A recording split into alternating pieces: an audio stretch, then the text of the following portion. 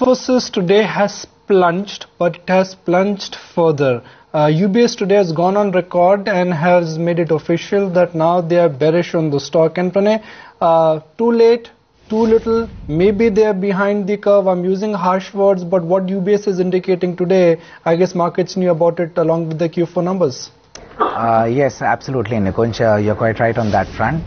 If I talk first about the weakness in IT, then the selling pressure in that is clearly taking the markets southwards. So CNX IT index has plunged to 5-month lows right now at the lowest level since December 16th.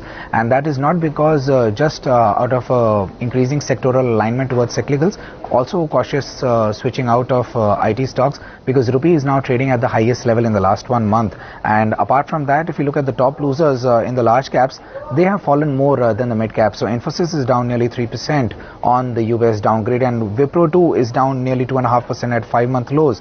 For Infosys, UBS has not just downgraded the counter, but has slashed its target price vigorously to about 2750 from the earlier 4050. So that way it is valuing the stock at just 13 times its FY16 EPS, which is the lowest multiple that we've seen on average over the last 3 years. And it has also cut the EPS forecast by nearly 4 to 15% over the next 2 fiscals. It believes that the turnaround is going to be a longer wait than was earlier expected, and 3 key points have been highlighted in the report.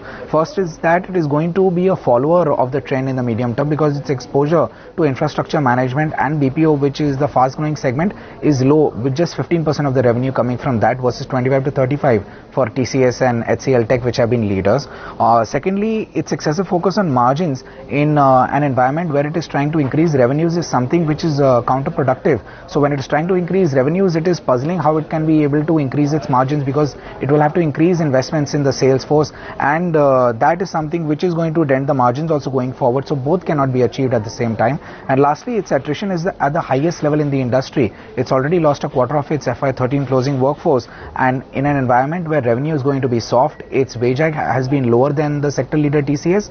We may see attrition spiking higher, and that is why growth is not going to be as accelerated as most people were believing in the 7 to 9% guided range of the management.